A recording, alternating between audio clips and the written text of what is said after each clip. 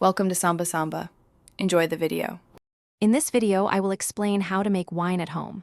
First, you'll need some basic equipment. A primary fermenter, a carboy, an airlock, and a siphon are crucial. Ensure everything is meticulously sanitized before you begin to avoid spoilage. Next, choose your fruit. For a 1-gallon batch, about 10 to 15 pounds of ripe grapes or other fruit will yield excellent results. This initial preparation is key to a successful fermentation. Once your fruit is ready, crush it to release the juice, creating what's called must. You can use a fruit press or simply mash it by hand. Now, it's time to add your winemaking yeast, along with any necessary sugar and yeast nutrients. Stir everything well. Transfer the must to your primary fermenter, fit the airlock, and let it ferment for about 5 to 7 days at a consistent temperature between 65 and 75 degrees Fahrenheit. After primary fermentation, it's time to rack your wine.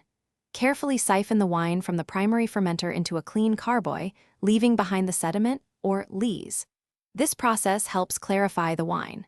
Attach an airlock to the carboy for secondary fermentation, which can last several weeks. During this period, the wine will continue to clarify and develop its flavors. Monitor the specific gravity to confirm fermentation has finished. Once fermentation is complete and the wine is clear, you'll want to stabilize it.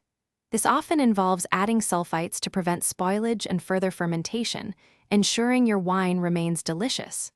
Now, for the exciting part, bottling.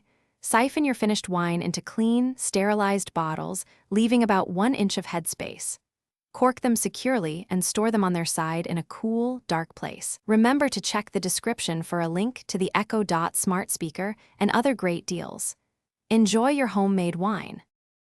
Thanks for watching. Consider subscribing if we helped you.